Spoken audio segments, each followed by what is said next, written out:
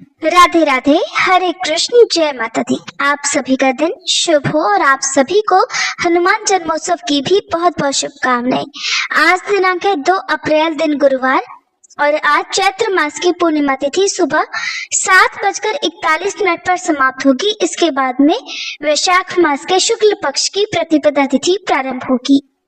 आज से वैशाख मास स्नान भी प्रारंभ हो रहा है और आज ये चैत्र मास का अंतिम अध्याय आप हमारे चैनल पर सुनेंगे। कल से आप हमारे चैनल पर वैशाख मास महात्म्य की कथाएं नियमित रूप से सुनिएगा। अब तक के सभी अध्याय सुनने के लिए, कमेंट्स करने के लिए आप सभी का बहुत बहुत धन्यवाद।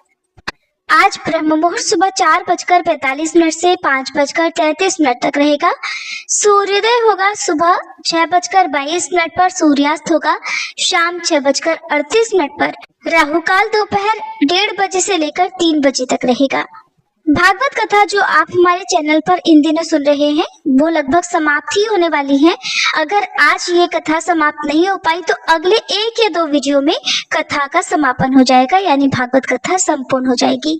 आप सभी अपना प्रेम और सहयोग इसी तरह से बनाए रखिएगा ताकि आने वाले समय में मैं आपको और भी अन्य पुराणों की कथाएं सुना सकूं। आज पहले सुनिए सीता नित नेम की कहानी। इस कहानी को सीता माता कहती थी और प्रभु श्री राम सुना करते थे। एक दिन श्री राम भगवान को किसी काम के लिए बाहर जाना पड़ा तो सीता माता कहने लगी कि भगवान, मेरा तो 12 वर्ष का नित्यनेम है, अब आप बाहर जाएंगे तो मैं अपनी कहानी किसे सुनाऊंगी। तब श्री राम ने कहा कि सीते, आप कुएं की पाल पर जाकर बैठ जाना और वहां पर जो भी औरतें पानी भरने आएंगी उन्हें अपनी कहानी सुना दिया करना। सीता माता कुएं की पाल पर जाकर बैठ गई। तभी एक स्त्री आई। उसने रेशम की जरी की साड़ी पहन रखी थी और सोने का घड़ा ले रखा था। सीता माता उसे देखकर कहने लगी, बहन, मेरा 12 वर्ष का नित्यनेम सुन लो।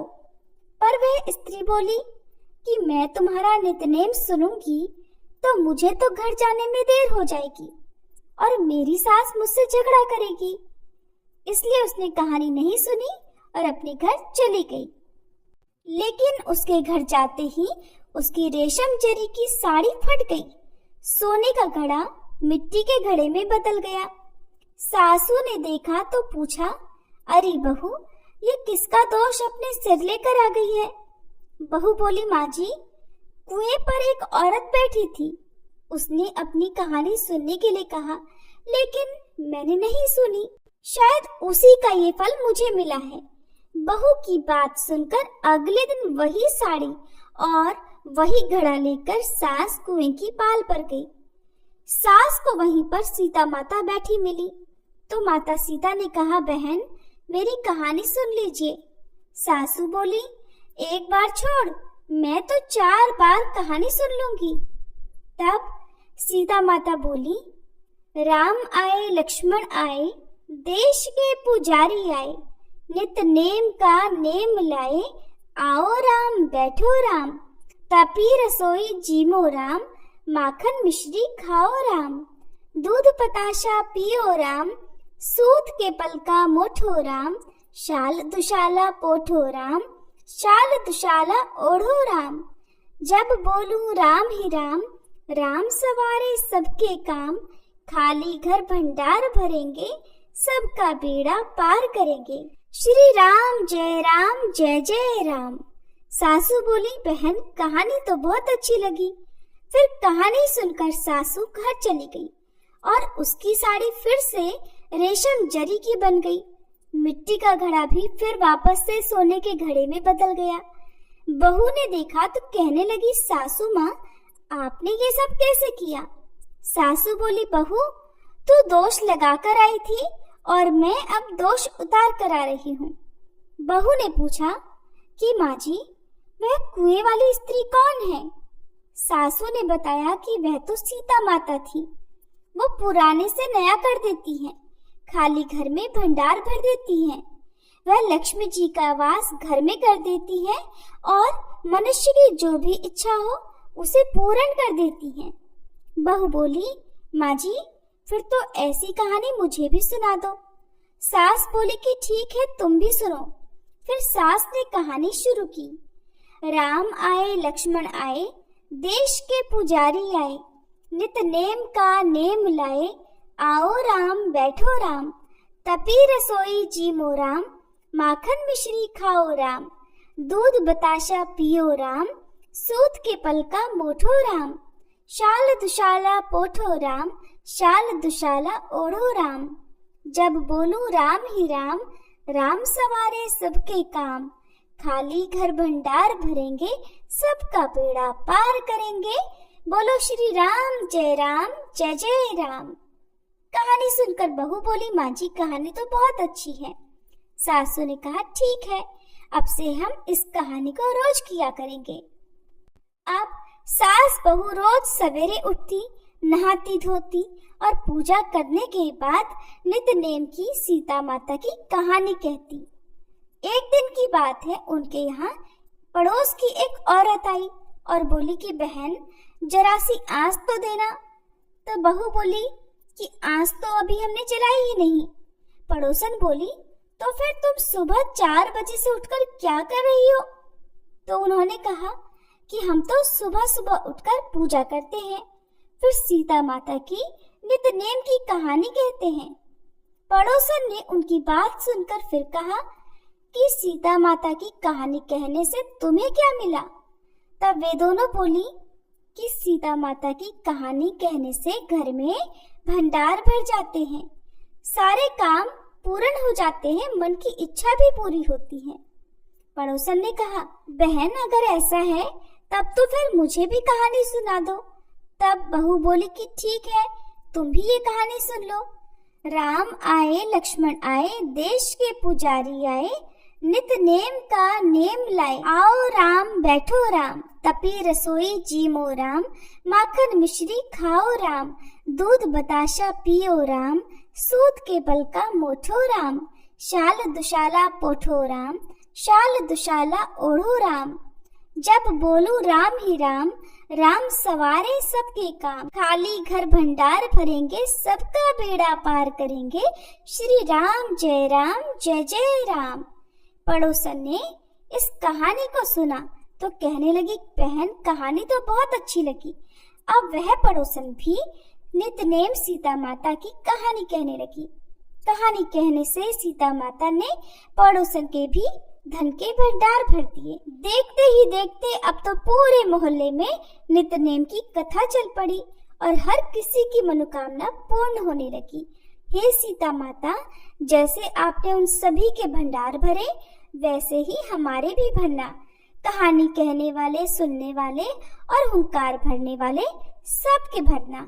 सभी प्रेम से बोलिए सीता मैया की जय। अब सुनिए आज की भागवत कथा। श्री सुखदेव जी कहते हैं, परीक्षित, भगवान श्री कृष्ण ही गोपियों को शिक्षा देने वाले हैं और वही उस शिक्षा के द्वारा प्राप्त होने वाली वस्तु है। इससे पहले जैसा कि वर्णन किया गया है, भगवान श्री कृष्ण ने उन पर महान अनुग्रह किया। अब उन्होंने धर्मराज युधिष्ठिर तथा अन्य समस्त संबंधियों से कुशल मंगल पूछा। भगवान के चरण कमलों का दर्शन करने से ही उनके सारे अशुभ नष्ट हो चुके थे। अब जब भगवान श्री कृष्ण ने उनका सत्कार किया, कुशल मंगल पूछा, तब वे अत्यंत प्रसन्न होकर उनसे कहने लगे, भगवान, बड़े बड़े महापुरुष मन ही मन आपके चरणों का मकरंद पान करते रहते हैं। कभी कभी उनके मुख कमल से लीला कथा के रूप में वह रस छलक पड़ता है। प्रभु, वह इतना अद्भुत दिव्य रस है कि कोई भी प्राणी उसको अगर पी ले तो वह जन्म मृत्यु के चक्कर में डालने वाली विस्मृति या अविद्या को नष्ट कर देता है। प्रभु, आपके ऐसे चरणार विंदों में हम बारंबार नमस्कार करते हैं। श्री सुखदेव जी कहते हैं, परीक्षित, जिस समय दूसरे लोग इस प्रकार भगवान श्री कृष्ण की स्तुति कर रहे थे, उसी समय यादव और कौरव कुल की स्त्रियां एकत्र होकर आपस में भगवान की त्रिभुवन विख्यात लीलाओं का वर्णन कर रही थी। अब मैं तुम्हें उन्हीं की बातें सुनाता हूँ। द्रौपदी ने कहा, हे रुक्मणी, भद्रे, हे जामवंती, सत्ये, हे सत्यभामे, कालिंदी, शैव्य, लक्ष्मणे, रोहिणी और अन्यान्य श्री कृष्ण पत्नियों, तुम लोग हमें ये तो बताओ कि स्वयं भगवान श्री कृष्ण ने अपनी माया से लोगों का अनुकरण करते हुए तुम लोगों से विवाह किस प्रकार किया। रुक्मणी जी कहने लगी, द्रौपदी, जरासंध आदि सभी राजा चाहते थे कि मेरा विवाह शिशुपाल के साथ हो। इसके लिए सभी शस्त्रास्त्र से सुसज्जित होकर युद्ध के लिए तैयार थे, किंतु भगवान मुझे वैसे ही हर लाए जैसे सिंह बकरी और भेड़ों के झुंड में से अपना भाग छीन कर ले जाता है। क्यों न हो, जगत में जितने भी अजय वीर हैं, उनके मुकुटों पर इन्हीं की चरण धूलि शोभायमान होती है। द्रौपदी जी, मेरी तो यही इच्छा है कि भगवान के वे ही समस्त संपत्ति और सौंदर्य के आश्रय चरण कमल जन्म जन्म मुझे आराधना करने के लिए प्राप्त होते रहे और मैं उन्हीं की सेवा में लगी रहूं। अब सत्यभामा जी ने कहा, द्रौपदी जी, मेरे पिताजी अपने भाई प्रसेन की मृत्यु से बहुत दुखी हो रहे थे, इसलिए उन्होंने उनके वध का कलंक भगवान पर ही लगाया। उस कलंक को दूर करने के लिए भगवान ने ऋक्षराज जाम्बान पर विजय प्राप्त की और वह रत्न लाकर मेरे पिता को दे दिया। अब तो मेरे पिताजी मिथ्या कलंक लगाने के कारण डर गए, अतः यद्यपि वे दूसरे को मेरा वाग्दान कर चुके थे, फिर भी उन्होंने मुझे स्यमंतक मणि के साथ ही भगवान के चरणों में समर्पित कर दिया। जामवंती जी ने अपनी बात सुनाई, द्रौपदी जी, मेरे पिता ऋक्षराज जाम्बान को इस बात का पता नहीं था कि यही मेरे स्वामी भगवान सीतापति हैं, इसलिए वे इनसे 27 दिन तक लड़ते रहे। किंतु जब परीक्षा पूरी हुई, उन्होंने जान लिया कि ये भगवान राम ही हैं, तब इनके चरण कमल पकड़कर स्यमंतक मणि के साथ उपहार के रूप में मुझे समर्पित कर दिया। मैं यही चाहती हूँ कि जन्म जन्म इन्हीं की दासी बनी रहूं। कालिंदी ने कहा, द्रौपदी जी, जब भगवान को ये मालूम हुआ कि मैं उनके चरणों का स्पर्श करने की आशा अभिलाषा से तपस्या कर रही हूँ, तब वे अपने सखा अर्जुन के साथ यमुना तट पर आए और मुझे स्वीकार कर लिया। मैं उनका घर बुहारने वाली उनकी दासी हूँ। मित्रविंदा कहने लगी, द्रौपदी जी, मेरा स्वयंवर हो रहा था, वहां आकर भगवान ने सब राजाओं को जीत लिया और जैसे सिंह झुंड के झुंड कुत्तों में से अपना भाग ले जाए, वैसे ही मुझे अपनी शोभामयी द्वारकापुरी में ले आए। मेरे भाइयों ने भी मुझे भगवान से छुड़ाकर मेरा अपकार करना चाहा, परंतु उन्होंने उन्हें भी नीचा दिखा दिया। मैं ऐसा चाहती हूँ कि मुझे जन्म जन्म उनके पांव पखारने का सौभाग्य प्राप्त होता रहे। सत्या ने कहा, द्रौपदी जी, मेरे पिताजी ने मेरे स्वयंवर में आए हुए राजाओं के बल पौरुष की परीक्षा के लिए बड़े बलवान और पराक्रमी तीखे सींग वाले 7 बैल रख छोड़े थे। उन बैलों ने बड़े बड़े वीरों का घमंड चूर चूर कर दिया था। उन्हें भगवान ने खेल ही खेल में झपट कर पकड़ लिया, नाथ लिया और बांध दिया, ठीक वैसे ही जैसे छोटे छोटे बच्चे बकरी के बच्चों को पकड़ लेते हैं। इस प्रकार भगवान बल पौरुष के द्वारा मुझे प्राप्त कर चतुरंगिणी सेना और दासियों के साथ द्वारका ले आए। मार्ग में जिन भी क्षत्रियों ने विघ्न डाला, उन्हें भी जीत लिया। मेरी यही इच्छा है कि मुझे इनकी सेवा का अवसर सदा सर्वदा प्राप्त होता रहे। भद्रा ने कहा, द्रौपदी जी, भगवान मेरे मामा के पुत्र हैं। मेरा चित्त इन्हीं के चरणों में अनुरक्त हो गया था। जब मेरे पिताजी को ये बात पता चली, तब उन्होंने स्वयं ही भगवान को बुलाकर अक्षौहिणी सेना और बहुत सी दासियों के साथ मुझे इन्हीं के चरणों में समर्पित कर दिया। मैं अपना परम कल्याण इसी में समझती हूँ कि कर्म के अनुसार मुझे जहाँ जहाँ जन्म लेना पड़े, सर्वत्र इन्हीं के चरण कमलों का संस्पर्श प्राप्त होता रहे। लक्ष्मणा ने कहा, रानी जी, देवर्षि नारद बार बार भगवान के अवतार और लीलाओं का गान करते रहते थे। उसे सुनकर और ये सोचकर कि लक्ष्मी जी ने समस्त लोकपालों का त्याग करके भगवान का ही वरण किया, मेरा चित्त भी भगवान के चरणों में आसक्त हो गया था। साध्वी, मेरे पिता बृहत्सेन मुझ पर बहुत प्रेम रखते थे। जब उन्हें मेरा अभिप्राय मालूम हुआ तब उन्होंने मेरी इच्छा की पूर्ति के लिए ये उपाय किया।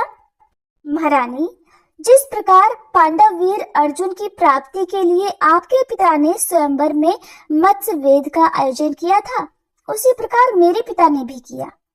आपके स्वयंवर की अपेक्षा हमारे यहाँ विशेषता ये थी कि वह मत्स्य बाहर से ढका हुआ था, केवल जल में ही उसकी परछाई दिख पड़ती थी। जब ये समाचार राजाओं को मिला तब सब ओर से समस्त अस्त्र शस्त्रों के तत्व के हजारों राजा अपने अपने गुरुओं के साथ मेरे पिताजी की राजधानी में आने लगे। मेरे पिताजी ने आए हुए सभी राजाओं का बल पौरुष और अवस्था के अनुसार भलीभांति स्वागत सत्कार किया। उन लोगों ने मुझे प्राप्त करने की इच्छा से स्वयंवर सभा में रखे हुए धनुष और बाण उठाए। उनमें से कितने ही राजा तो धनुष पर तात भी नहीं चढ़ा सके। उन्होंने धनुष को ज्यों का त्यों रख दिया। कईयों ने धनुष की डोरी को एक सिरे से बांधकर दूसरे सिरे तक खींच तो लिया, किंतु वे उसे दूसरे सिरे से बांध ही नहीं सके, उसका झटका लगने से ही गिर पड़े। रानी जी, बड़े बड़े प्रसिद्ध वीर जैसे जरासंध, अंबस्ठ नरेश, शिशुपाल, भीमसेन, दुर्योधन और कर्ण, इन लोगों ने धनुष पर डोरी तो चढ़ा ली, परंतु उन्हें मछली की स्थिति का पता नहीं चला। पांडव वीर अर्जुन ने जल में उस मछली की परछाई देख ली और ये भी जान लिया कि वो कहाँ है। बड़ी सावधानी से उन्होंने बाण छोड़ा भी, परंतु उससे लक्ष्य वेद नहीं हुआ। उनके बाण ने केवल उसका स्पर्श मात्र ही किया। रानी जी, इस प्रकार बड़े बड़े अभिमानियों का मान मर्दन हो गया। अधिकांश नरपतियों ने मुझे पाने की इच्छा और साथ ही साथ लक्ष्य वेद की चेष्टा भी छोड़ दी। तब भगवान ने धनुष उठाकर खेल खेल में अनायास ही उस पर डोरी चढ़ा दी, बाण साधा और जल में केवल एक बार मछली की परछाई देखकर बाण मारा और उसे नीचे गिरा दिया। उस समय ठीक दोपहर हो रहा था। सर्वार्थ साधक अभिजीत नामक मुहूर्त बीत रहा था। देवी जी, उस समय पृथ्वी में जय जयकार होने लगी और आकाश में दुंदुभियां बजने लगी। बड़े बड़े देवता आनंद विह्वल होकर पुष्पों की वर्षा करने लगे। रानी जी, उसी समय मैंने रंगशाला में प्रवेश किया। मेरे पैरों के पायजेब रुंझुन रुंझुन बोल रहे थे। मैंने नए नए उत्तम रेशमी वस्त्र धारण कर रखे थे। मेरी चोटियों में मालाएं गुथी हुई थी और मुंह पर लज्जा मिश्रित मुस्कुराहट थी। मैं अपने हाथों में रत्नों का हार लिए हुए थी, जो बीच बीच में लगे हुए सोने के कारण और भी दमक रहा था।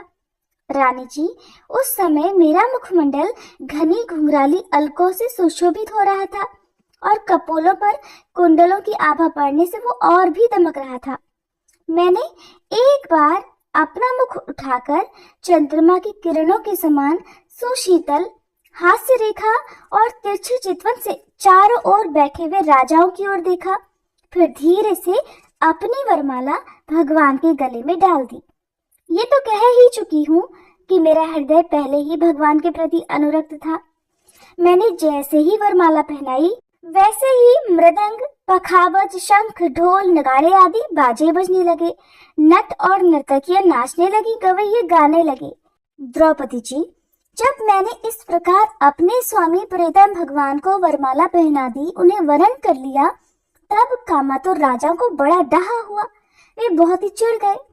चतुर्भुज भगवान ने अपने श्रेष्ठ 4 घोड़े वाले रथ पर मुझे बिठा लिया और साथ में शारंग धनुष लेकर तथा कवच पहनकर युद्ध करने के लिए वे रथ पर खड़े हो गए। पर रानी जी, दारुक ने सोने के साथ सामान से लदे हुए रथ को सब राजाओं के सामने ही द्वारका के लिए हाँक दिया, जैसे कोई सिंह हिरणों के बीच से अपना भाग ले जाता है। उनमें से कुछ राजाओं ने धनुष लेकर युद्ध के लिए सज धज कर इस उद्देश्य से रास्ते में पीछा किया कि हम भगवान को रोक लें, किंतु रानी जी, उनका प्रयास ठीक वैसे ही था जैसे कुत्ते सिंह को रोकना चाहते हैं। शारंग धनुष के छूटे हुए तीरों में से किसी की बाह कट गई तो किसी के पैर कटे और किसी की तो गर्दन ही कट गई। बहुत से लोग तो उस रणभूमि में ही सदा के लिए सो गए और बहुत से युद्ध भूमि छोड़कर भाग खड़े हुए। इसके बाद यदुवंश शिरोमणि भगवान ने सूर्य की तरह अपने निवास स्थान स्वर्ग और पृथ्वी में सर्वत्र प्रशंसित द्वारका नगरी में प्रवेश किया। उस दिन वह विशेष रूप से सजाई गई थी। इतनी झंडियां, पताकाएं और तोरण लगाए गए थे कि उनके कारण सूर्य का प्रकाश धरती तक नहीं आ पाता था। मेरी अभिलाषा पूरी हो जाने से पिताजी को बहुत प्रसन्नता हुई। उन्होंने अपने हितैषी, सुहृदों, सगे संबंधियों और भाई बंधुओं को बहुमूल्य वस्त्र, आभूषण, शैया, आसन और तरह तरह की सामग्रियां देकर सम्मानित किया।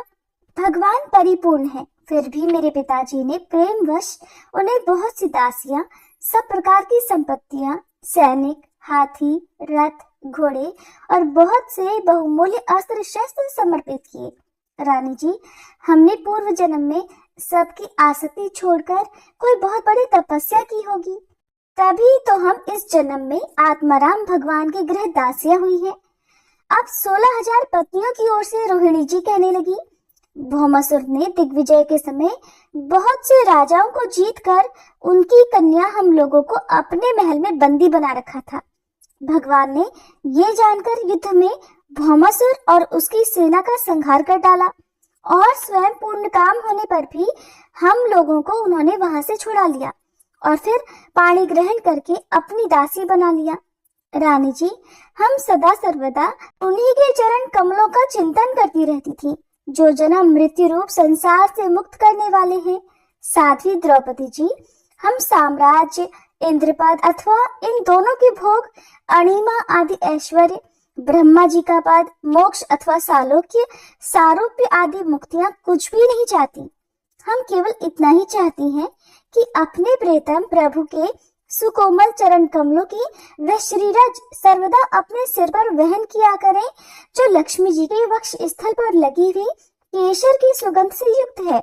उदार शिरोमणि भगवान के जिन चरण कमलों का स्पर्श उनके गौ चराते समय गोप गोपियां भीलने, तिनके और घास लताएं तक करना चाहती थी, उन्हीं की हमें भी चाहा है। श्री सुखदेव जी कहते हैं, परीक्षित, सर्वात्मा भक्त भयहारी भगवान श्री कृष्ण के प्रति उनकी पत्नियों का कितना प्रेम है, ये बात कुंती, गांधारी, द्रौपदी, सुभद्रा, दूसरी राजपत्नियों और भगवान की प्रियतमा गोपियों ने भी सुनी। सबके सब उनका ये अलौकिक प्रेम देखकर अत्यंत मुग्ध, अत्यंत विस्मित हो गई। सबके नेत्रों में प्रेम के आंसू छलक आए। इस प्रकार जिस समय स्त्रियों से स्त्रियां और पुरुषों से पुरुष बातचीत कर रहे थे, उसी समय बहुत से ऋषि मुनि भगवान श्री कृष्ण और बलराम जी का दर्शन करने के लिए वहां आए। उनमें प्रधान ये थे श्री कृष्ण द्वैपायन व्यास, देवर्षि नारद, च्यवन, देवल, असित, विश्वामित्र, शतानंद, भरद्वाज, गौतम, अपने शिष्यों के सहित भगवान परशुराम, वशिष्ठ, गालव, भृगु, पुलत्स्य, कश्यप, अत्रि, मार्कंडेय, बृहस्पति, द्वित, त्रित, एकत, सनक, सनंदन, सनातन, सनत कुमार, अंगिरा, अगस्त्य, याज्ञवल्क्य और वामदेव आदि ऋषियों को देखकर पहले से ही बैठे हुए नरपतिगण, युधिष्ठिर आदि पांडव, भगवान श्री कृष्ण और बलराम जी सहसा उठकर खड़े हो गए और सबने उन विश्व वंदित ऋषियों को प्रणाम किया। इसके बाद स्वागत आसन, पाद्य, अर्घ्य, पुष्पमाला, धूप और चंदन आदि से सब राजाओं ने तथा बलराम जी के साथ स्वयं भगवान श्री कृष्ण ने उन ऋषियों की विधिवत पूजा की। जब सब ऋषि मुनि आराम से बैठ गए, तब धर्म रक्षा के लिए अवतरित भगवान श्री कृष्ण उनसे कहने लगे। उस समय वह बहुत बड़ी सभा चुपचाप भगवान का भाषण सुन रही थी। भगवान कह रहे थे कि धन्य है, हम लोगों का जीवन सफल हो गया। आज जन्म लेने का हमें पूरा पूरा फल मिल गया, क्योंकि जिन योगेश्वरों का दर्शन बड़े बड़े देवताओं के लिए भी अत्यंत दुर्लभ है, उन्हीं का दर्शन हमें प्राप्त हुआ है। जिन्होंने बहुत थोड़ी तपस्या की है और जो लोग अपने इष्ट देव को समस्त प्राणियों के हृदय में न देखकर केवल मूर्ति विशेष में ही उनका दर्शन करते हैं, उन्हें आप लोगों के दर्शन, स्पर्श, कुशल प्रश्न, प्रणाम और पाद पूजन आदि का सुअवसर भला कब मिल सकता है। केवल जल में तीर्थ ही तीर्थ नहीं कहलाते। केवल मिट्टी या पत्थर की प्रतिमाएं ही देवता नहीं होती। संत पुरुष ही वास्तव में तीर्थ और देवता हैं, क्योंकि उनका बहुत समय तक यदि दर्शन किया जाए, सेवन किया जाए, तब वे पवित्र करते हैं। किंतु संत पुरुष तो दर्शन मात्र से ही कृतार्थ कर देते हैं। महात्माओं और सभासदों, जो मनुष्य वात, पित्त और कफ इन 3 धातुओं से बने हुए शवतुल्य शरीर को ही आत्मा, अपना मैं, स्त्री पुत्र आदि को ही अपना और मिट्टी, पत्थर, काष्ठ आदि पार्थिव विकारों को ही इष्ट देव मानता है, और जो केवल जल को ही तीर्थ समझता है, ज्ञानी महापुरुषों को नहीं, वो मनुष्य होने पर भी पशुओं में सबसे नीच गधा ही है। श्री सुखदेव जी कहते हैं, परीक्षित, भगवान श्री कृष्ण अखंड ज्ञान संपन्न है। उनका ये गूढ़ भाषण सुनकर सबके सब ऋषि मुनि चुप रह गए। उनकी बुद्धि चक्कर में पड़ गई। वे समझ नहीं सके कि भगवान ये क्या कह रहे हैं। उन्होंने बहुत देर तक विचार किया और उसके बाद ये निश्चय किया कि भगवान सर्वेश्वर होने पर भी जो इस प्रकार सामान्य कर्म परतंत्र जीव की तरह व्यवहार कर रहे हैं, वो केवल लोक संग्रह के लिए ही है। ऐसा समझकर वे मुस्कुराते हुए जगत गुरु भगवान श्री कृष्ण से कहने लगे, भगवान, आपकी माया से प्रजापतियों के अधीश्वर मरीचि आदि तथा बड़े बड़े तत्वज्ञानी हम लोग मोहित हो रहे हैं। आप स्वयं ईश्वर होते हुए भी मनुष्यों की सी चेष्टाओं से अपने को छिपाए रखकर जीव की तरह आचरण करते हैं। भगवान, सचमुच आपकी लीला अत्यंत विचित्र है, परम आश्चर्यमयी है।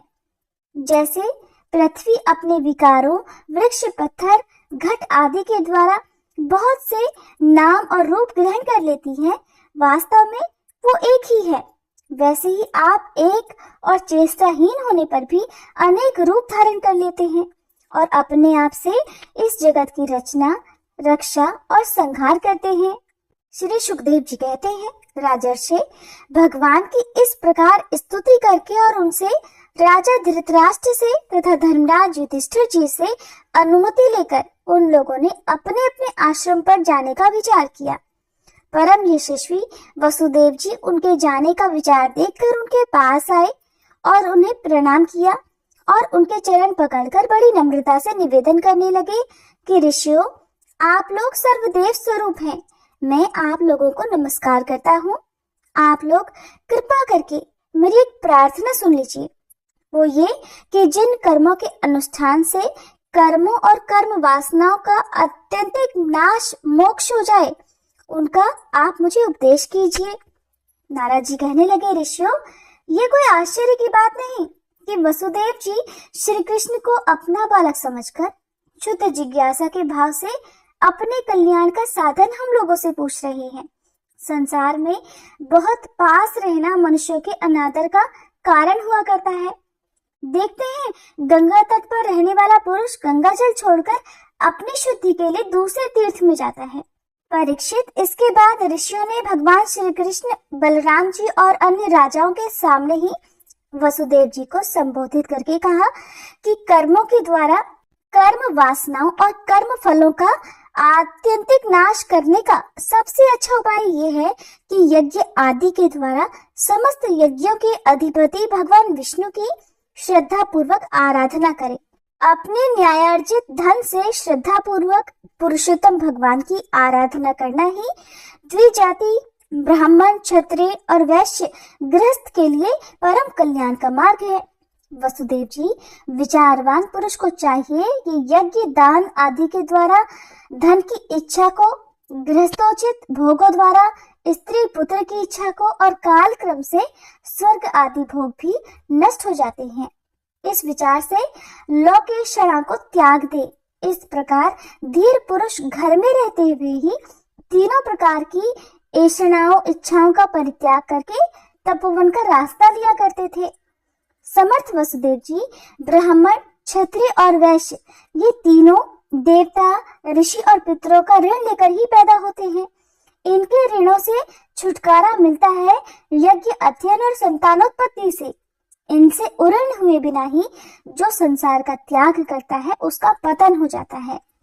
परम बुद्धिमान वसुदेव जी, आप अब तक ऋषि और पितरों के ऋण से तो मुक्त हो चुके हैं, अब यज्ञों के द्वारा देवताओं का ऋण भी चुका दीजिए और इस प्रकार सबसे उऋण होकर ग्रह त्याग कीजिए, भगवान की शरण में जाइए। वसुदेव जी, आपने अवश्य ही परम भक्ति से जगदीश्वर भगवान की आराधना की है, तभी तो वे आप दोनों के पुत्र हुए हैं। श्री सुखदेव जी कहते हैं, परीक्षित, परम मनस्वी वसुदेव जी ने ऋषियों की यह बात सुनकर उनके चरणों में सिर रखकर प्रणाम किया, उन्हें प्रसन्न किया और फिर यज्ञ के लिए ऋत्विजों के रूप में उनका वरण कर लिया। राजन, जब इस प्रकार वसुदेव जी ने धर्म पूर्वक ऋषियों को वरण कर लिया, तब उन्होंने पुण्य क्षेत्र कुरुक्षेत्र में परम धार्मिक वसुदेव जी के द्वारा उत्तमोत्तम सामग्री से युक्त यज्ञ करवाए। इसके बाद जब वसुदेव जी ने यज्ञ की दीक्षा ली, तब यदुवंशियों ने स्नान करके सुंदर वस्त्र और कमलों की मालाएं धारण कर ली। राजा लोग वस्त्राभूषणों से खूब सुसज्जित हो गए। इसके बाद उन्होंने वहां आए हुए नरपतियों को बहुत सारी भेंट उपहार देकर विदा किया। वे लोग लक्ष्मीपति भगवान श्री कृष्ण की अनुमति लेकर यज्ञ की प्रशंसा करते हुए अपने अपने घर चले गए। परीक्षित, उस समय राजा धृतराष्ट्र, विदुर, युधिष्ठिर, भीम, अर्जुन, भीष्म पितामह, द्रोणाचार्य, कुंती, नकुल, सहदेव, नारद, भगवान व्यासदेव और दूसरे स्वजन संबंधी और बांधव अपने हितैषी बंधु यादवों को छोड़कर जाने में अत्यंत विरह व्यथा का अनुभव करने लगे। उन्होंने बहुत स्नेहार्थ चित्त से यदुवंशियों का आलिंगन किया और बड़ी कठिनाई से किसी प्रकार अपने अपने देश को चले गए। दूसरे लोग भी इनके साथ ही वहां से रवाना हो गए। परीक्षित, भगवान श्री कृष्ण, बलराम जी तथा उग्रसेन आदि ने नंद बाबा और अन्य सब गोपों की बहुत बड़ी सामग्रियों से पूजा अर्चना की, उनका सत्कार किया और फिर वे प्रेम परवश होकर बहुत दिनों तक वहीं रहे। वसुदेव जी अनायास ही बहुत बड़े मनोरथ का महासागर पार कर गए थे। उनके आनंद की कोई सीमा नहीं थी। सभी आत्मीय स्वजन उनके साथ थे। उन्होंने नंद बाबा का हाथ पकड़कर कहा, भाई जी, भगवान ने मनुष्यों के लिए एक बहुत बड़ा बंधन बना दिया है और उस बंधन का नाम है स्नेह, प्रेम पाश। मैं तो ऐसा समझता हूँ कि बड़े बड़े शूरवीर और योगी यति भी उसे तोड़ने में असमर्थ हैं। आपने हम अकृतज्ञों के प्रति अनुपम मित्रता का व्यवहार किया है। क्यों न हो, आप जैसे संत शिरोमणियों का तो स्वभाव ही ऐसा होता है और हम इसका बदला कभी नहीं चुका सकते। आपको इसका कोई फल नहीं दे सकते। फिर भी हमारा यह मैत्री संबंध कभी टूटने वाला नहीं है। आप इसको सदा निभाते रहेंगे। भाई जी, पहले तो बंदी गृह में बंद होने के कारण हम आपका कुछ भी प्रेम और हित नहीं कर सके, आपकी सहायता नहीं कर सके और अब हमारी ये दशा हो रही है कि हम धन संपत्ति के नशे से, श्रीमत से अंधे हो रहे हैं। आप हमारे सामने हैं तो भी हम आपकी ओर नहीं देख पाते। दूसरों को सम्मान देकर स्वयं सम्मान न चाहने वाले भाई जी, जो कल्याण कामी है, उसे राज्य लक्ष्मी न मिले इसी में उसका भला है, क्योंकि मनुष्य राज्य लक्ष्मी से अंधा हो जाता है और अपने भाई बंधु स्वजनों को देख नहीं पाता।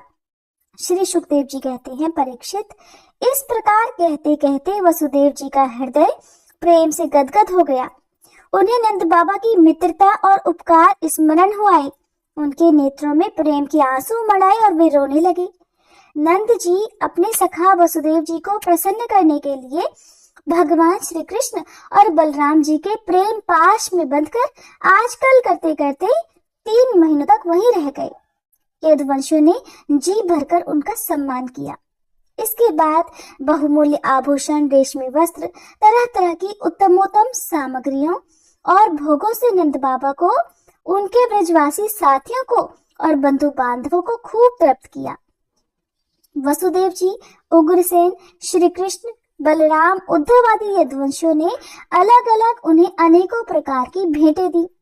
उनके विदा करने पर उन सब सामग्रियों को लेकर नंद बाबा अपने व्रज के लिए रवाना हुए।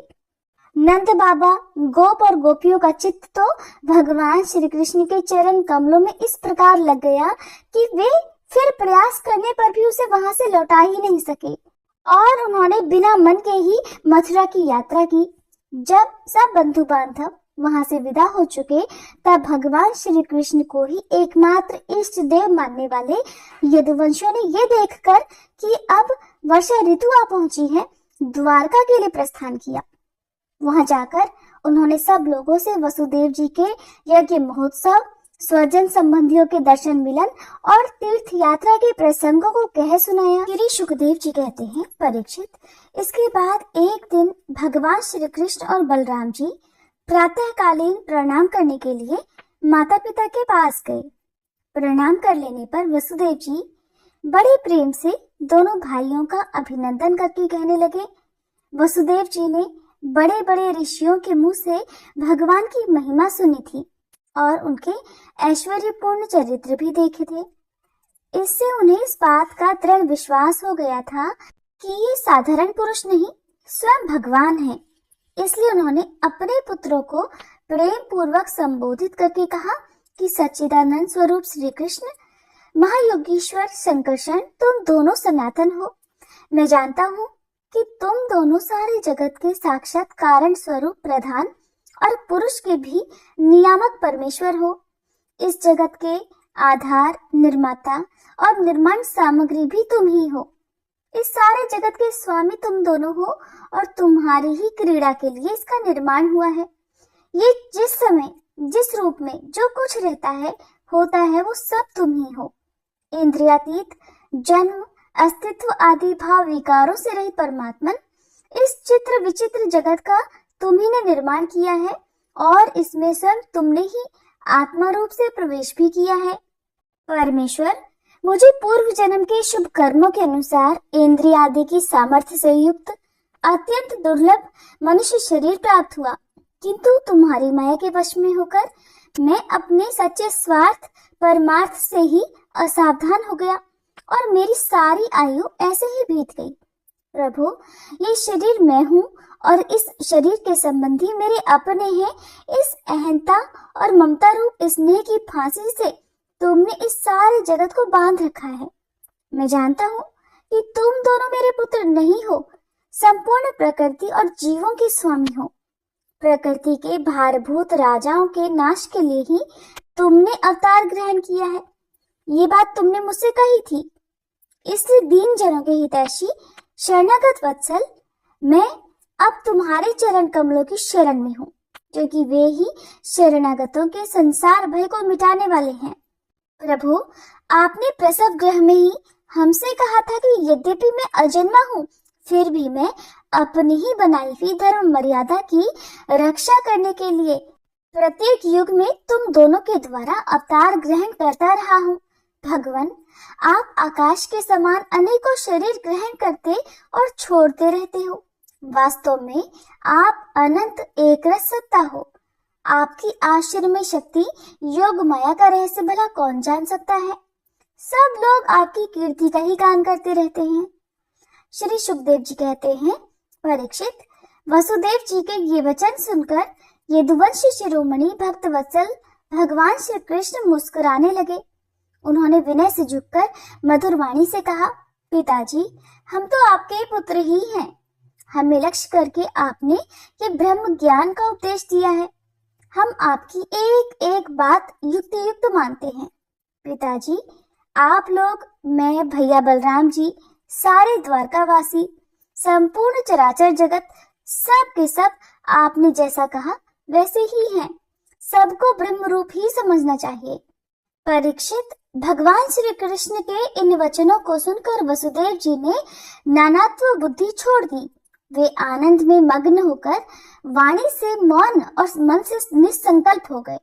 कुरुश्रेष्ठ, उस समय वहां सर्वदेवमयी देवकी जी भी बैठी हुई थी।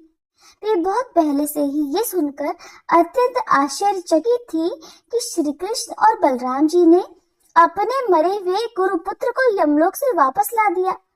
अब उन्हें अपने उन पुत्रों की याद आ गई जिन्हें कंस ने मार डाला था। उनकी याद आने से देवकी जी का हृदय आतुर हो गया, नेत्रों से आंसू बहने लगे। उन्होंने बड़े ही करुण स्वर से श्री कृष्ण और बलराम जी को संबोधित करके कहा। देवकी जी कहने लगी, लोकाभिराम राम, तुम्हारी शक्ति मन और वाणी के परे है। श्री कृष्ण, तुम योगेश्वरों के भी ईश्वर हो। मैं जानती हूँ कि तुम दोनों प्रजापतियों के भी ईश्वर आदि पुरुष नारायण हो। ये भी मुझे निश्चित रूप से मालूम है कि जिन लोगों ने कालक्रम से अपना धैर्य, संयम और सत्वगुण खो दिया है तथा शास्त्र की आज्ञाओं का उल्लंघन करके जो स्वेच्छाचार परायण हो रहे हैं, भूमि के भारभूत उन राजाओं का नाश करने के लिए ही तुम दोनों मेरे गर्भ से अवतरित हुए हो। मैंने सुना है कि तुम्हारे गुरु सांदीपनी जी के पुत्र को मरे बहुत दिन हो गए थे। उनको गुरु दक्षिणा देने के लिए उनकी आज्ञा तथा काल की प्रेरणा से तुम दोनों ने उनके पुत्र को यमपुरी से वापस ला दिया। तुम दोनों योगेश्वरों के भी ईश्वर हो, इसलिए आज मेरी भी अभिलाषा पूर्ण करो। मैं चाहती हूँ कि तुम दोनों मेरे उन पुत्रों को जिन्हें कंस ने मार डाला था ला दो और उन्हें मैं आंख भरकर देख लूं। श्री सुखदेव जी कहते हैं, परीक्षित, माता देवकी जी की ये बात सुनकर भगवान श्री कृष्ण और बलराम दोनों ने योगमाया का आश्रय लेकर सुतल लोक में प्रवेश किया।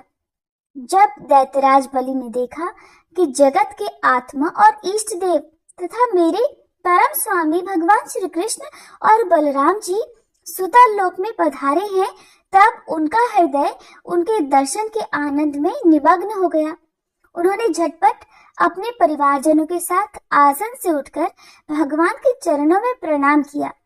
अत्यंत आनंद से भरकर दैत्यराज बलि ने भगवान श्री कृष्ण और बलराम जी को श्रेष्ठ आसन दिया और जब वे दोनों महापुरुष उस पर विराज गए, तब उन्होंने उनके पांव पखारकर उनका चरणोदक परिवार सहित अपने सिर पर धारण किया। परीक्षित, भगवान के चरणों का जल ब्रह्मा पर्यंत सारे जगत को पवित्र कर देता है। इसके बाद दैत्यराज बलि ने बहुमूल्य वस्त्र, आभूषण, चंदन, तांबूल, दीपक, अमृत के समान भोजन और अन्य विविध सामग्रियों से उनकी पूजा की और अपने समस्त परिवार, धन तथा शरीर आदि को उनके चरणों में समर्पित कर दिया।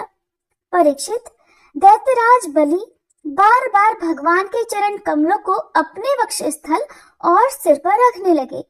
उनका हृदय प्रेम से विवल हो गया, नेत्रों से आनंद के आंसू बहने लगे, रोम रोम खिल उठा। अब वे गदगद स्वर से भगवान की स्तुति करने लगे। दैत्यराज बलि ने कहा, बलराम जी, आप अनंत हैं, आप इतने महान हैं कि शेष आदि सभी विग्रह आपके अंतर्भूत हैं। सच्चिदानंद स्वरूप श्री कृष्ण, आप सकल जगत के निर्माता हैं। ज्ञान योग और भक्ति योग दोनों के प्रवर्तक आप ही हैं। आप स्वयं ही परब्रह्म परमात्मा हैं। हम आप दोनों को बार बार नमस्कार करते हैं। भगवान, आप दोनों का दर्शन प्राणियों के लिए अत्यंत दुर्लभ हो जाता है, फिर भी आपकी कृपा से वह सुलभ हो जाता है, क्योंकि आज आपने कृपा करके हम रजोगुणी और तमोगुणी स्वभाव वाले दैत्यों को भी दर्शन दिया है। प्रभु, हम और हमारे ही समान दूसरे दैत्य, दानव, गंधर्व, सिद्ध, विद्याधर, चारण, यक्ष, राक्षस, पिशाच, भूत और प्रमथ नायक आदि आपका प्रेम से भजन करना तो दूर रहा, आपसे सर्वथा दृढ़ वैर भाव रखते हैं, परंतु आपका श्री विग्रह साक्षात वेदमय और विशुद्ध सत्य स्वरूप है। इसलिए हम लोगों में से बहुत ने दृढ़ वैर भाव से, कुछ ने भक्ति से और कुछ ने कामना से आपका स्मरण करके उस पद को प्राप्त किया है जिसे आपके समीप रहने वाले सत्व प्रधान देवता आदि भी प्राप्त नहीं कर सकते। योगेश्वरों के अधीश्वर बड़े बड़े योगेश्वर भी प्रायः ये बात नहीं जानते कि आपकी योग माया ये है और ऐसी है, फिर हमारी तो बात ही क्या है। इसलिए स्वामी, मुझ पर ऐसी कृपा कीजिए कि मेरा मन आपके उन चरण कमलों में लग जाए जिसे किसी की अपेक्षा न रखने वाले परमहंस लोग ढूंढा करते हैं, और उनका सहारा लेकर मैं उससे भिन्न इस घर गृहस्थी के अंधेरे कुएं से निकल जाऊं। प्रभु, इस प्रकार आपके उन चरण कमलों की, जो सारे जगत के एकमात्र आश्रय हैं, शरण लेकर शांत हो जाऊं और अकेला ही विचरण करूं। यदि किसी का संग करना ही पड़े तो सबके परम हितैषी संतों का ही।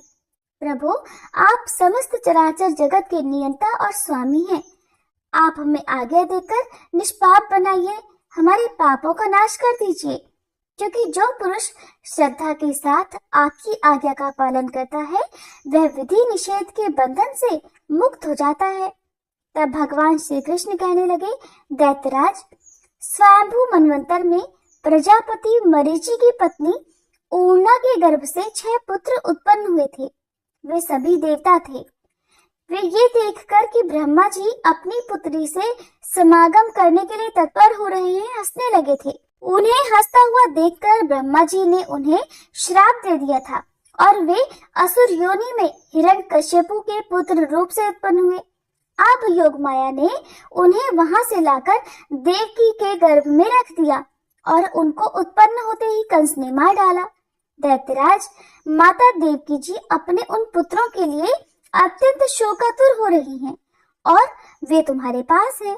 अतः हम अपनी माता का शोक दूर करने के लिए इन्हें यहाँ से लेकर जाएंगे। इसके बाद ये शाप से मुक्त हो जाएंगे और आनंद पूर्वक अपने लोक में चले जाएंगे। इनके 6 नाम हैं स्मर, उद्गीत, परिश्वंग, पतंग, शूद्रभृत और घृणी। इन्हें मेरी कृपा से पुनः सद्गति प्राप्त होगी।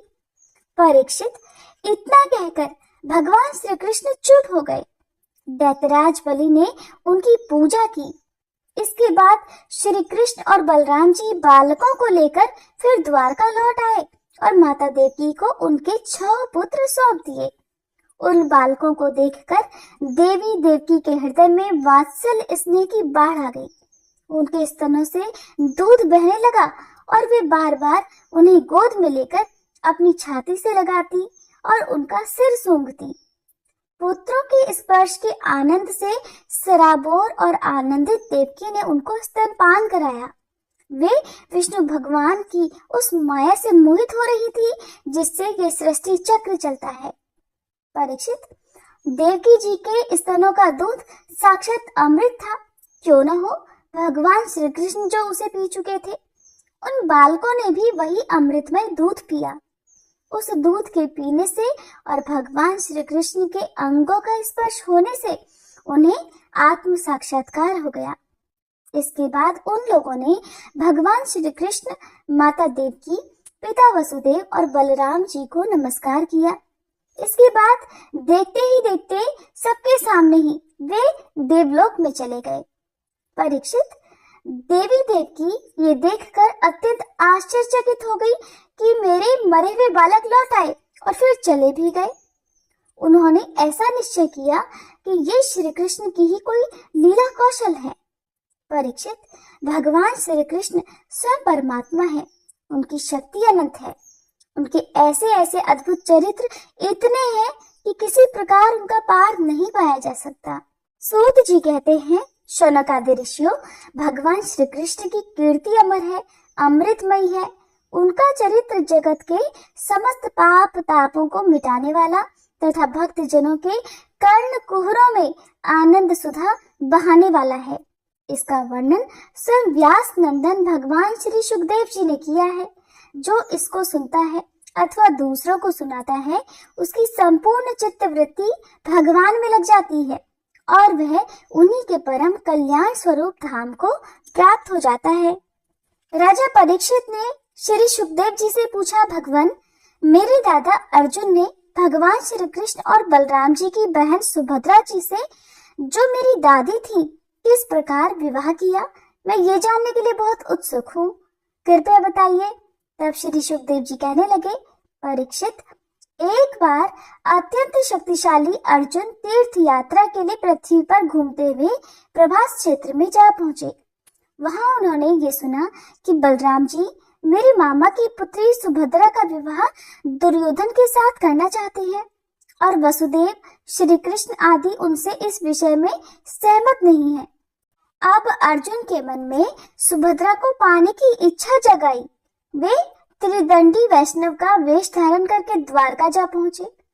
अर्जुन सुभद्रा को प्राप्त करने के लिए वहां वर्षा काल में 4 महीने तक रहे। वहां पुरवासी और बलराम जी ने उनका खूब सम्मान किया। उन्हें ये पता ही नहीं चल पाया कि ये अर्जुन है। एक दिन बलराम जी ने आतिथ्य के लिए उन्हें निमंत्रित किया और उनको वे अपने घर ले आए। त्रिदंडी वेशधारी अर्जुन को बलराम जी ने अत्यंत श्रद्धा के साथ भोजन सामग्री निवेदित की और उन्होंने बड़े प्रेम से भोजन किया।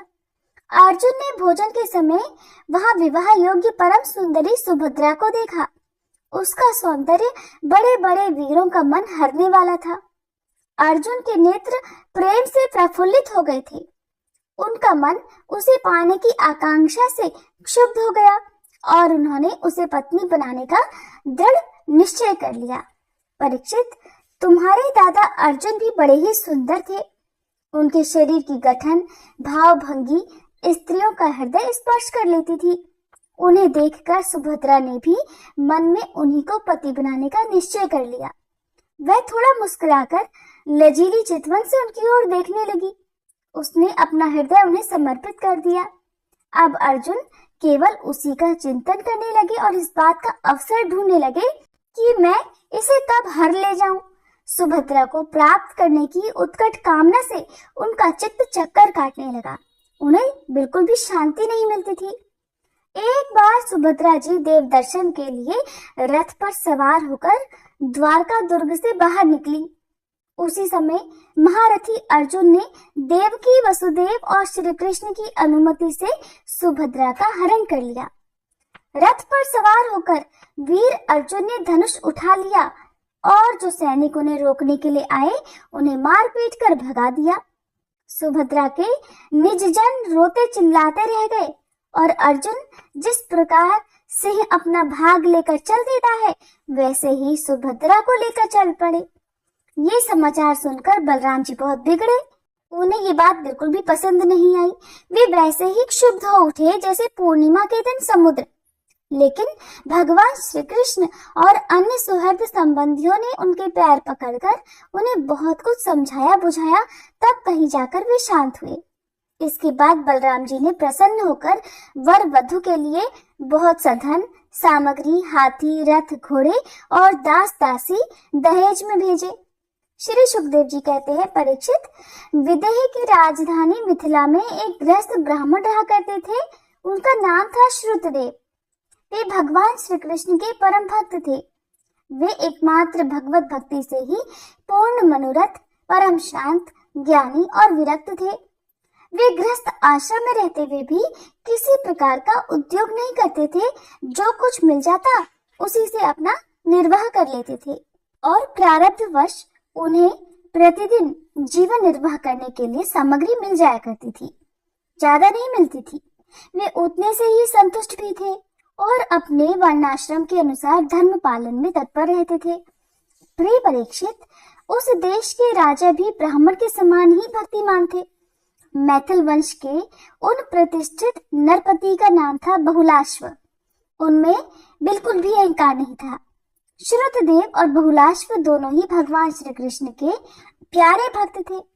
एक बार भगवान श्री कृष्ण ने उन दोनों पर प्रसन्न होकर दारुक से रथ मंगवाया और उस पर सवार होकर द्वारका से विदेह देश की ओर प्रस्थान किया।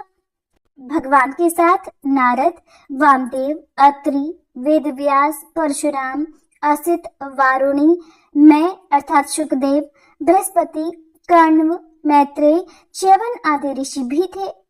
परीक्षित, वे जहाँ जहाँ पहुँचते वहाँ वहाँ की नागरिक और ग्रामवासी प्रजा पूजा की सामग्री लेकर उपस्थित होती। पूजा करने वालों को भगवान ऐसे जान पड़ते मानो ग्रहों के साथ साक्षात सूर्य नारायण उदय हो रहे हो। परीक्षित, उस यात्रा में आनर्त, धन्व, कुरुजांगल, कंक, मत्स्य, पांचाल, कुंती, मधु, केकय, कौशल, अर्ण आदि अनेक देशों के नर नारियों ने अपने नेत्र रूपी दोनों से भगवान श्री कृष्ण के उन्मुक्त हास्य और प्रेम भरी चितवन से युक्त मुखारविंद के मकरंद रस का पान किया। त्रिलोक गुरु भगवान श्री कृष्ण के दर्शन से उन लोगों को ज्ञान प्राप्त हो गया। उनकी अज्ञान दृष्टि नष्ट हो गई।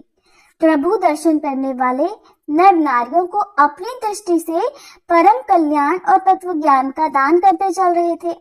जगह जगह पर मनुष्य और देवता भगवान की उस कीर्ति का गान करके सुनाते जो समस्त दिशाओं को उज्जवल बनाने वाली और समस्त अशुभों का विनाश करने वाली है। इस प्रकार भगवान श्री कृष्ण धीरे धीरे विदेह देश में जा पहुंचे। परीक्षित, भगवान श्री कृष्ण के शुभागमन का समाचार सुनकर नागरिक और ग्रामवासियों के आनंद की सीमा नहीं रही। वे अपने हाथों में पूजा की तरह तरह की सामग्रियां लेकर उनकी अगवानी करने आए। भगवान श्री कृष्ण का दर्शन करके उनके हृदय और मुख कमल प्रेम और आनंद से खिल उठे। उन्होंने भगवान को तथा उन मुनियों को जिनका नाम उन्होंने केवल सुन रखा था, देखा नहीं था, हाथ जोड़कर मस्तक झुकाकर प्रणाम किया। मिथिला नरेश, बहुलाश और श्रुतदेव ने ये समझकर कि जगत गुरु भगवान श्री कृष्ण हम लोगों पर कृपा करने के लिए पधारे हैं, उनके चरणों में गिरकर प्रणाम किया।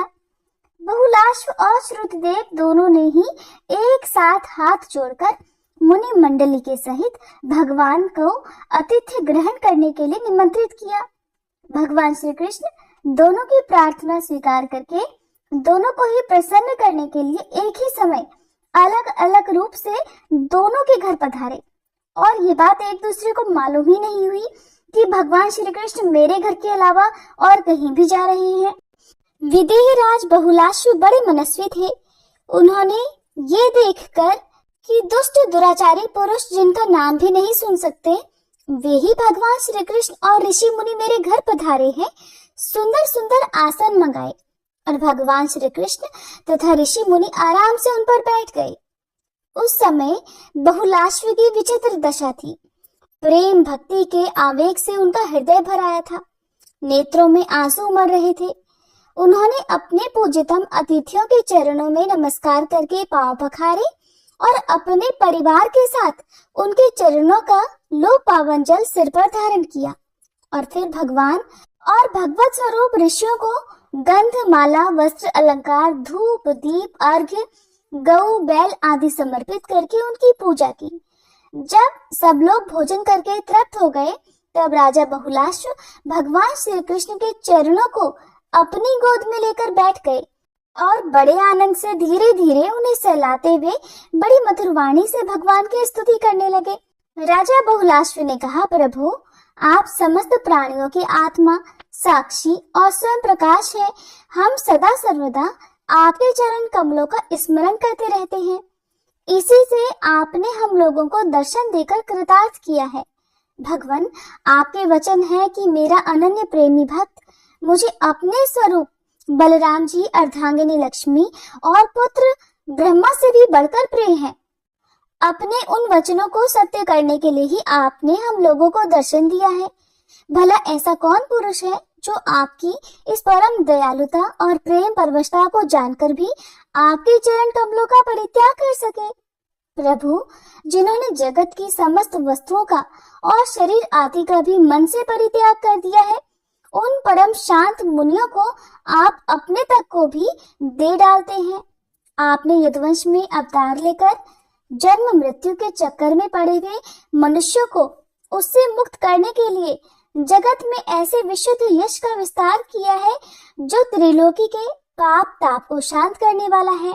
मैं आपको नमस्कार करता हूँ।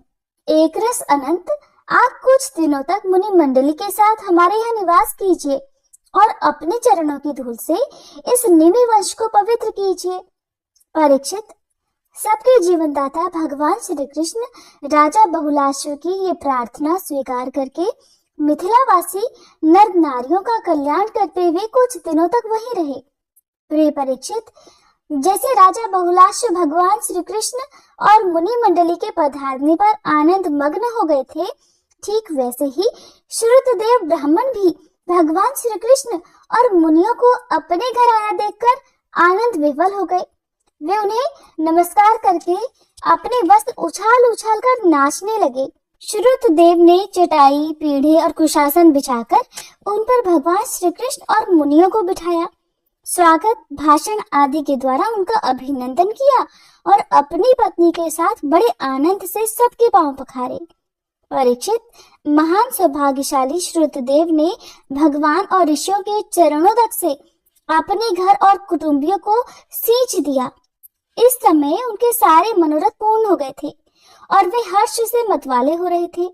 इसके बाद उन्होंने फल, गंध, खस से सुवासित निर्मल और मधुर जल, सुगंधित मिट्टी, तुलसी, कुश, कमल आदि अनायास प्राप्त पूजा सामग्री और सत्वगुण बढ़ाने वाले अन्न से सबकी आराधना की। उस समय श्रुतदेव जी मन ही मन सोचने लगे कि मैं तो घर गृहस्थी के अंधेरे कुएं में गिरा हुआ हूँ, अभागा हूँ। मुझे भगवान श्री कृष्ण और उनके निवास स्थान ऋषि मुनियों का, जिनके चरणों की धूल ही समस्त तीर्थों को तीर्थ बनाने वाली है, समागम कैसे प्राप्त हो गया। जब सब लोग आतिथ्य स्वीकार करके आराम से बैठ गए, तब श्रुतदेव अपने स्त्री पुत्र और अन्य संबंधियों के साथ उनकी सेवा में उपस्थित हुए।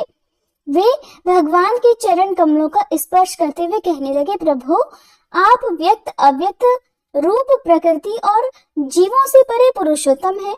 मुझे आपने आज ही दर्शन दिया हो ऐसी बात नहीं है। आप तो तभी से सब लोगों से मिले हुए हैं जब से आपने अपनी शक्तियों के द्वारा इस जगत की रचना करके आत्मसत्ता के रूप में इसमें प्रवेश किया है। जो लोग सदा सर्वदा आपकी लीला कथा का श्रवण कीर्तन और आपकी प्रतिमाओं का अर्चन वंदन करते हैं और आपस में आपकी ही चर्चा करते हैं, उनका हृदय शुद्ध हो जाता है और आप उसमें प्रकाशित हो जाते हैं। जिन लोगों का चित्त लौकिक, वैदिक आदि कर्मों की वासना से बहिर्मुख हो रहा है, उनके हृदय में रहने पर भी आप उनसे बहुत दूर हैं। किंतु जिन लोगों ने आपके गुणगान से अपने अंतःकरण को सद्गुण संपन्न बना लिया है, उनके लिए चित्त वृत्तियों से अग्राह्य होने पर भी आप अत्यंत निकट हैं। प्रभु, हम आपके सेवक हैं, हमें आज्ञा दीजिए कि हम आपकी क्या सेवा करें। नेत्रों के द्वारा आपका दर्शन होने तक ही जीवों के क्लेश रहते हैं। आपके दर्शन में ही समस्त क्लेशों की परिसमाप्ति है। श्री सुखदेव जी कहते हैं, परीक्षित, शरणागत भयहारी भगवान श्री कृष्ण ने श्रुतदेव की प्रार्थना सुनकर अपने हाथ से उनका हाथ पकड़ लिया और मुस्कुराते हुए कहा, प्रिय श्रुतदेव, ये बड़े बड़े ऋषि मुनि तुम पर अनुग्रह करने के लिए ही यहाँ पधारे हैं। ये अपने चरण कमलों की धूल से लोगों और लोकों को पवित्र करते हुए मेरे साथ विचरण कर रहे हैं। देवता, पुण्य क्षेत्र और तीर्थ आदि तो दर्शन, स्पर्श, अर्चन आदि के द्वारा धीरे धीरे बहुत दिनों में पवित्र करते हैं, किंतु संत पुरुष अपनी दृष्टि मात्र से ही सबको पवित्र कर देते हैं। यही नहीं, देवता आदि में जो पवित्र करने की शक्ति है, वो भी उन्हें संतों की दृष्टि से ही प्राप्त होती है। श्रुतदेव, जगत में ब्राह्मण जन्म से ही सब प्राणियों में श्रेष्ठ है। यदि वह तपस्या, विद्या, संतोष और मेरी उपासना, मेरी भक्ति से युक्त हो, तब तो कहना ही क्या है। इसलिए श्रुतदेव, तुम इन ब्रह्म ऋषियों को मेरा ही स्वरूप समझकर पूरी श्रद्धा से इनकी पूजा करो। यदि तुम ऐसा करोगे, तब तो तुमने साक्षात अनायास से मेरा पूजन कर लिया, नहीं तो बड़ी बड़ी बहुमूल्य सामग्रियों से भी मेरी पूजा नहीं हो सकती। श्री सुखदेव जी कहते हैं, परीक्षित, भगवान श्री कृष्ण का ये आदेश प्राप्त करके श्रुतदेव ने भगवान श्री कृष्ण और उन ब्रह्म ऋषियों की एकात्म भाव से आराधना की और उनकी कृपा से वे भगवत स्वरूप को प्राप्त हो गए। राजा बहुलाश्व ने भी वही गति प्राप्त की। प्रिय परीक्षित, जैसे भक्त भगवान की भक्ति करते हैं, वैसे ही भगवान भी भक्तों की भक्ति करते हैं। वे अपने दोनों भक्तों को प्रसन्न करने के लिए कुछ दिनों तक मिथिलापुरी में रहे और उन्हें साधु पुरुषों के मार्ग का उपदेश करके फिर वे द्वारका लौट आए। अब राजा परीक्षित ने पूछा, भगवान शंकर ने समस्त भोगों का परित्याग कर रखा है, परंतु देखा ये जाता है कि जो देवता, असुर अथवा मनुष्य उनकी उपासना करते हैं, वे प्रायः धनी और भोग संपन्न हो जाते हैं, और भगवान विष्णु लक्ष्मीपति हैं, परंतु उनकी उपासना करने वाले प्रायः धनी और भोग संपन्न नहीं होते। दोनों ही प्रभु त्याग और भोग की दृष्टि से एक दूसरे से विरुद्ध स्वभाव वाले हैं, किंतु उनके भक्तों को उनके स्वरूप के विपरीत फल मिलता है। मुझे इस विषय में बड़ा संदेह है कि त्यागी की उपासना से भोग और लक्ष्मीपति की उपासना से त्याग कैसे मिलता है। मैं आपसे ये जानना चाहता हूँ। तब श्री सुखदेव जी बोले, परीक्षित, शिव जी सदा अपनी शक्ति से युक्त रहते हैं। वे सत्व आदि गुणों से युक्त तथा अहंकार के अधिष्ठाता हैं। अहंकार के 3 भेद हैं, वैकारिक, तेजस और तामस। त्रिविध अहंकार से 16 विकार हुए, 10 इंद्रियां, 5 महाभूत और 1 मन। इसलिए इन सब के अधिष्ठात्र देवताओं में से किसी एक की उपासना करने पर समस्त ऐश्वर्य की प्राप्ति हो जाती है। किंतु परीक्षित, भगवान श्री हरि तो प्रकृति से परे स्वयं पुरुषोत्तम और प्राकृत गुण रहित हैं। वे सर्वत्र हैं और सबके अंतःकरणों के साक्षी हैं। जो उनका भजन करता है वह स्वयं भी गुणातीत हो जाता है। परीक्षित, जब तुम्हारे दादा धर्मराज युधिष्ठिर अश्वमेध यज्ञ कर चुके तब भगवान से विविध प्रकार के धर्मों का वर्णन सुनते समय उन्होंने भी यही प्रश्न किया था। परीक्षित, भगवान श्री कृष्ण सर्वशक्तिमान परमेश्वर हैं। मनुष्यों के कल्याण के लिए ही उन्होंने यदुवंश में अवतार धारण किया था। राजा युधिष्ठिर का प्रश्न सुनकर और उनकी सुनने की इच्छा देखकर उन्होंने प्रसन्नता पूर्वक इस प्रकार उत्तर दिया था कि राजन, जिस पर मैं कृपा करता हूँ उसका सब धन धीरे धीरे छीन लेता हूँ। जब वह निर्धन हो जाता है तब उसके सगे संबंधी उसके दुखाकुल चित्त की परवाह न करके उसे छोड़ देते हैं। फिर वो धन प्राप्ति के लिए प्रयास करने लगता है, तब मैं उसका वह प्रयास भी निष्फल कर देता हूँ। इस प्रकार बार बार असफल होने के कारण जब धन कमाने से उसका मन विरक्त हो जाता है, उसे दुख समझकर वो उधर से अपना मुंह मोड़ लेता है और मेरे प्रेमी भक्तों का आश्रय लेकर उनसे मेलजोल करता है। तब मैं उस पर अपनी अहेतुक कृपा की वर्षा करता हूँ। मेरी कृपा से उसे परम सूक्ष्म अनंत सच्चिदानंद स्वरूप परब्रह्म की प्राप्ति हो जाती है। इस प्रकार मेरी प्रसन्नता, मेरी आराधना बहुत कठिन है। इसी से साधारण लोग मुझे छोड़कर मेरे ही दूसरे रूप अन्य देवताओं की आराधना करते हैं। दूसरे देवता आशुतोष हैं, वे झटपट पिघल पड़ते हैं और अपने भक्तों को साम्राज्य लक्ष्मी दे देते हैं। उसे पाकर वे उच्छृंखल, प्रमादी और उन्मत्त हो उठते हैं और अपने वरदाता देवताओं को भी भूल जाते हैं, उनका तिरस्कार कर बैठते हैं। श्री सुखदेव जी कहते हैं, परीक्षित, ब्रह्मा, विष्णु और महादेव ये तीनों शाप और वरदान देने में समर्थ हैं, परंतु इनमें महादेव और ब्रह्मा जी शीघ्र ही प्रसन्न या रुष्ट होकर वरदान या फिर श्राप दे देते हैं, किंतु भगवान विष्णु वैसे नहीं हैं। इस विषय में महात्मा लोग एक प्राचीन इतिहास कहा करते हैं। भगवान शंकर एक बार वृकासुर को वर देकर संकट में पड़ गए थे। परीक्षित, वृकासुर शकुनी का पुत्र था। उसकी बुद्धि बहुत बिगड़ी हुई थी। एक दिन कहीं जाते समय उसने देवर्षि नारद को देख लिया और उनसे पूछा कि तीनों देवताओं में झटपट प्रसन्न होने वाला कौन है। परीक्षित, देवर्षि नारद ने कहा कि तुम भगवान शंकर की आराधना करो, इससे तुम्हारा मनोरथ बहुत जल्दी पूरा हो जाएगा। वे तो बहुत थोड़े से ही गुणों से बहुत जल्दी प्रसन्न हो जाते हैं और थोड़े ही अपराध से तुरंत क्रोधित भी हो जाते हैं। रावण और बाणासुर ने केवल बंदीजनों के समान शंकर जी की कुछ स्तुतियां भर की थी। इसी से वे उन पर प्रसन्न हो गए और उन्हें अतुलनीय ऐश्वर्य दे दिया।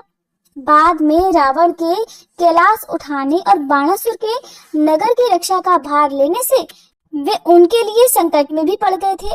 नारद जी का उपदेश पाकर वृकासुर केदार क्षेत्र में गया और अग्नि को भगवान शंकर का मुख मानकर अपने शरीर का मांस काट काट कर उसमें हवन करने लगा। इस प्रकार 6 दिनों तक उपासना करने पर भी जब उसे भगवान शंकर के दर्शन नहीं हुए तब उसे बड़ा दुख हुआ। 7वें दिन केदार तीर्थ में स्नान करके उसने अपने भीगे बाल वाले मस्तक को कुल्हाड़ी से काटकर हवन करना चाहा। परीक्षित, जैसे जगत में कोई बहुत दुखी आत्महत्या करने जाता है तो हम लोग करुणावश उसे बचा लेते हैं, वैसे ही परम दयालु भगवान शंकर ने वृकासुर के आत्मघात के पहले ही अग्निकुंड से अग्निदेव के समान प्रकट होकर अपने दोनों हाथों से उसके दोनों हाथ पकड़ लिए और गला काटने से रोक दिया। उनका स्पर्श होते ही वृकासुर के कटे हुए अंग ज्यों के त्यों पूर्ण हो गए। भगवान शंकर ने फिर वृकासुर से कहा, प्यारे वृकासुर, बस करो, बहुत हो गया। मैं तुम्हें वर देना चाहता हूँ, तुम मुंह मांगा वर मांग लो। अरे भाई, मैं तो अपने शरणागत भक्तों पर केवल जल चढ़ाने से ही संतुष्ट हो जाया करता हूँ। भला तुम झूठ मूठ अपने शरीर को क्यों पीड़ा दे रहे हो? परीक्षित, अत्यंत पापी वृकासुर ने समस्त प्राणियों को भयभीत करने वाला ये वर मांगा कि मैं जिसके सिर पर हाथ रख दूं वही मर जाए। परीक्षित, उसकी ये याचना सुनकर भगवान रुद्र पहले तो कुछ अनमने से हो गए, फिर हंसकर बोले, अच्छा ऐसा ही हो। ऐसा वर देकर मानो उन्होंने तो सांप को ही अमृत पिला दिया हो। अब भगवान शंकर के इस प्रकार कह देने पर वृकासुर के मन में ये इच्छा हो आई कि मैं पार्वती जी को ही हर लूं।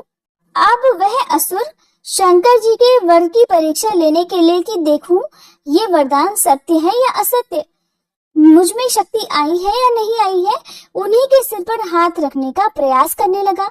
अब तो शंकर जी अपने दिए हुए वरदान से ही भयभीत हो गए। वह उनका पीछा करने लगा और शंकर जी उससे डरकर कांपते हुए भागने लगे। वे पृथ्वी, स्वर्ग और दिशाओं के अंत तक दौड़ते गए, किंतु फिर भी उसे पीछा करते देखकर वे उत्तर की ओर बढ़ गए। बड़े बड़े देवता भी इस संकट को टालने का कोई उपाय न देखकर चुप रह गए। अंत में वे प्राकृतिक अंधकार से परे परम प्रकाश में वैकुंठ लोक में गए। वैकुंठ में स्वयं भगवान नारायण निवास करते हैं। एकमात्र वे ही उन सन्यासियों की परम गति है जो सारे जगत को अभयदान करके शांत भाव में स्थित हो गए हैं। वैकुंठ में जाकर जीव को फिर लौटना नहीं पड़ता। भक्त भयहारी भगवान ने देखा कि शंकर जी तो बड़े संकट में पड़े हुए हैं, तब वे अपनी योग माया से ब्रह्मचारी बनकर दूर से ही धीरे धीरे वृकासुर की ओर आने लगे। भगवान ने मूंज की मेखला, काला मृग चर्म, दंड और रुद्राक्ष की माला धारण कर रखी थी। उनके एक एक अंग से ऐसी ज्योति निकल रही थी मानो आग धधक रही हो। वे हाथ में कुश लिए हुए थे। वृकासुर को देखकर उन्होंने बड़ी नम्रता से झुककर प्रणाम किया। ब्रह्मचारी वेशधारी भगवान ने कहा, शकुनी नंदन वृकासुर जी, आप स्पष्ट ही बहुत थके से जान पड़ते हैं। आज आप बहुत दूर से आ रहे हैं क्या? थोड़ा विश्राम तो कर लीजिए। देखिए, ये शरीर ही सारे सुखों की जड़ है। इसी से सारी कामनाएं पूरी होती हैं। इसे अधिक कष्ट नहीं देना चाहिए। आप तो सब प्रकार से समर्थ हैं और इस समय आप क्या करना चाहते हैं? यदि मेरे सुनने योग्य कोई बात हो तो बतलाइए। क्योंकि संसार में देखा जाता है कि लोग सहायकों के द्वारा बहुत से काम बना लिए करते हैं। श्री सुखदेव जी कहते हैं, परीक्षित, भगवान के एक एक शब्द से अमृत बरस रहा था। उनके इस प्रकार प्यार से पूछने पर पहले तो उस असुर ने थोड़ा ठहरकर अपनी थकावट दूर की। उसके बाद क्रमशः अपनी तपस्या, वरदान प्राप्ति और भगवान शंकर के पीछे दौड़ने की बात उसने शुरू से कह सुनाई। तब श्री भगवान ने कहा, अच्छा ऐसी बात है, तब तो भाई हम उसकी बात पर विश्वास नहीं करते। आप नहीं जानते हैं क्या, वो तो दक्ष प्रजापति के शाप से पिशाच भाव को प्राप्त हो गया है। आजकल वही प्रेत और पिशाचों का सम्राट है। दानवराज, आप इतने बड़े होकर ऐसी छोटी छोटी बातों पर विश्वास कर लेते हैं। आप अगर अब भी उसे जगत गुरु मानते हो और उसकी बात पर विश्वास करते हो तो झटपट अपने सिर पर हाथ रखकर परीक्षा कर लीजिए। उन्होंने तो तुमसे झूठ बोला है। दानव शिरोमणि, अगर किसी प्रकार शंकर की बात असत्य निकले तो उस असत्यवादी को मार डालिए, जिससे कि वो फिर कभी झूठ न बोल सके। परीक्षित, भगवान ने ऐसी मोहित करने वाली अद्भुत और मीठी बात कही कि उस असुर की विवेक बुद्धि जाती रही। उस दुर्बुद्धि ने भूलकर अपने ही सिर पर हाथ रख लिया। बस उसी क्षण उसका सिर फट गया और वो वही धरती पर गिर पड़ा मानो उस पर बिजली गिर पड़ी हो। और उसी समय आकाश में देवतागण जय जय नमो नमः साधु साधु के नारे लगाने लगे। पापी वृकासुर की मृत्यु से देवता, ऋषि, पितर और गंधर्व अत्यंत प्रसन्न होकर पुष्पों की वर्षा करने लगे। अब पुरुषोत्तम भगवान ने भयमुक्त शंकर जी से कहा, देवाधिदेव, बड़े हर्ष की बात है कि इस दुष्ट को इसके पापों ने ही नष्ट कर दिया। परमेश्वर, भला ऐसा कौन प्राणी है जो महापुरुषों का अपराध करके कुशल से रह सके? फिर स्वयं जगत गुरु विश्वेश्वर आपका अपराध करके तो कोई सकुशल भला रह ही कैसे सकता है। भगवान अनंत शक्तियों के समुद्र हैं। उनकी एक एक शक्ति मन और वाणी की सीमा के परे है। वे प्रकृति से अतीत स्वयं परमात्मा है। उनकी शंकर जी को संकट से छुड़ाने की ये जो लीला कोई कहता या सुनता है, वह संसार के बंधनों और शत्रुओं के भय से मुक्त हो जाता है। हरे कृष्ण। आज भगवत कथा में बस इतना ही। अभी कथा समाप्त नहीं हो पाई है। अगले 2 से 3 वीडियो में कथा का समापन अवश्य हो जाएगा। कथा को अंत तक सुनने के लिए आप सभी का बहुत बहुत धन्यवाद।